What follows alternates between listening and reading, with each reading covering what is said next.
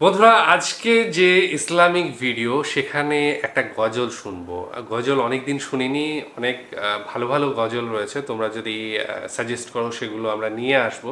তবে আজকের গজলটাও ভীষণ সুন্দর হবে আমার মনে হচ্ছে, কারণ জীবনের শেষ মুহূর্তের এই মানে যে ঘটনাগুলো ঘটে সেগুলো নিয়েই আজকে আমাদের গজলটা। আবু উবায়দার লেখা এবং তারই কণ্ঠে শুনবো সাজিয়ে গুজিয়ে দে মোরে, যে গানে মৃত্যুর কথা মনে পড়ে। তো গজলটা আশা করছি সবার হৃদয় মানে প্রশান্তি এনে দেবে। আসলে প্রশান্তি বলছি কেন, কারণ আমাদের শেষ মুহূর্তটা ওইটাই, সেই জন্য আমি এই কথাটা বললাম।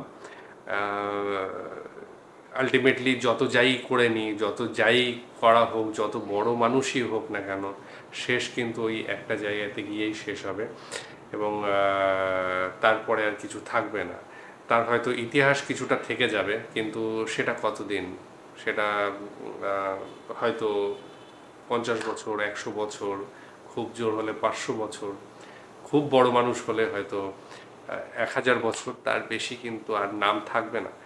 আস্তে আস্তে নামটাও সরে যাবে। যাই হোক, ভিডিওটা দেখব এবং সাথে সাথে সেটা নিয়ে আরও পরে আলোচনা করব। তো চলো ভিডিওটা দেখে নিই। সাজিয়ে গুজিয়ে দে মোরে সজনী তোরা, সাজিয়ে গুজিয়ে দে মোরে, সাজিয়ে গুজিয়ে দে মোরে সজনী তোরা, সাজিয়ে গুজিয়ে দে মোরে। বরই পাতার গরম জলে শুয়াইয়া মশারির তলে, বরই পাতার গরম জলে,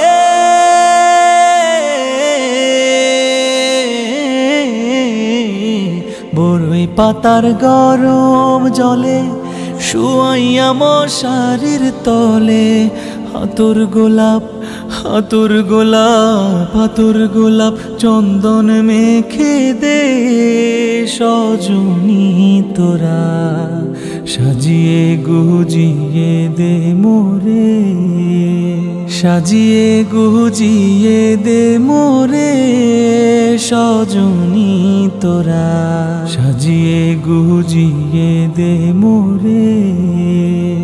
এত রঙিন এত কাপড় কিছুই ভালো লাগে না মোর, এত রঙিন এত কাপড়,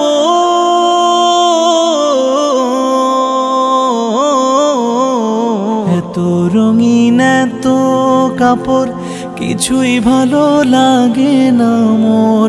সাদা কাপড় সাদা কাপড় সাদা কাপড় আমায় পরায় দে সজনী তোরা, সাজিয়ে গুজিয়ে দে মোরে, সাজিয়ে গুজিয়ে দে মোরে সজনী তোরা, সাজিয়ে গুজিয়ে দে মোরে। এত জমি এত বাড়ি আমি কি সহিতে পারি, এত জমি এত বাড়ি,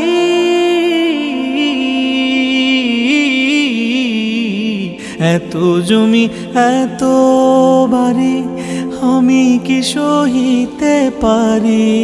বাঁশের দোলায় বাঁশের দোলায় বাঁশের দোলায় আমায় তুলে দে সজনী তোরা, সাজিয়ে গুজিয়ে দে মোরে, সাজিয়ে গুজিয়ে দে মোরে সজনী তোরা, সাজিয়ে গুজিয়ে দে মোরে, সাজিয়ে গুজিয়ে দে মোরে। আবু উবায়দার কণ্ঠে গজল আমি এটা প্রথম শুনলাম যতটা মনে পড়ছে, কারণ এর আগে কোনো গজল তার কণ্ঠে শুনেছি বলে মনে পড়ে না। তবে আজকেরটা ভীষণ সুন্দর, ভীষণ ভালো এবং হৃদয়ে গাঁথার মতো। কারণ আমি প্রথমেই বললাম যে আমাদের জীবনের শেষটা কিন্তু সবার সমান। কে বড় মানুষ, কে গরিব মানুষ, কে পয়সাওয়ালা লোক রয়েছে অথবা বিশাল নামডাক রয়েছে, কিছুই আর সঙ্গে যাবে না। শেষে ওই নিজের শরীরটা নিয়েই যেতে হবে এবং তারপরে সেটাও থাকবে না। তো এই জায়গায় আজকে দাঁড়িয়ে অনেকেই অনেক আত্ম অহংকার করে, তারপরে হিংসা করে, মানে বিদ্বেষ করে। তো সেগুলো জাস্ট কিছুক্ষণের জন্য, যে কটা দিন বাঁচবে মানুষ সেই কটা দিনের জন্য।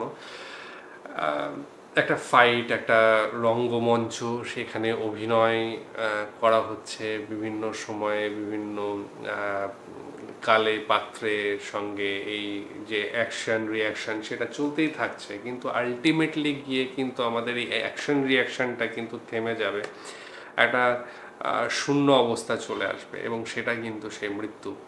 আজকে গজলটাতে সেটাই বলা হলো যে শেষ মুহূর্তে আমাকে কি কি করা হবে, কিভাবে তাকে সাজানো হবে, কিভাবে তাকে কবর দেওয়া হবে এবং তার যে এই ইচ্ছাগুলো সেগুলো প্রত্যেকটা মানুষের ক্ষেত্রেই ঘটবে।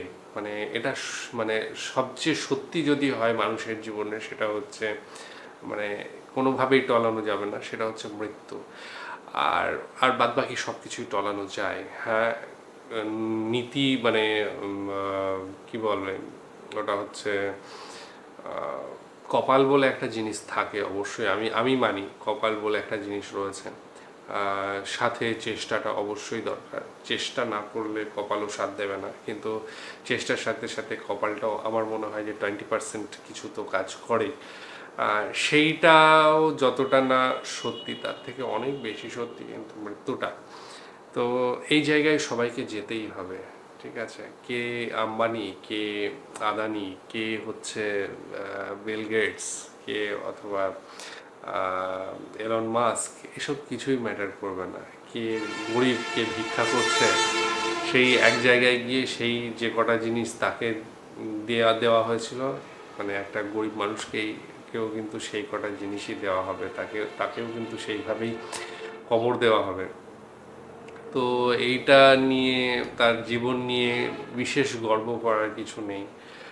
ঈশ্বর পাঠিয়েছেন, ঈশ্বর তার বান্দাকে দেখছেন কে কি কাজ করছেন না করছে, তারপরে কিন্তু একটা দিন সব কিছু শেষ হবে। পরবর্তী সময়ে যেটা হওয়ার সেটা আমরা নিয়ে বিভিন্ন সময়ে আলোচনা করব।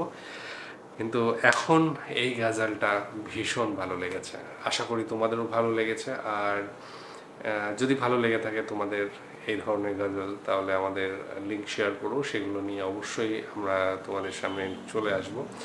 আজকের ভিডিও কেমন লেগেছে জানিও। তো এখান পর্যন্তই রাখছি, আগামী দিন আরও কিছু নিয়ে আসছি, ততক্ষণের জন্য স্টে টিউনড।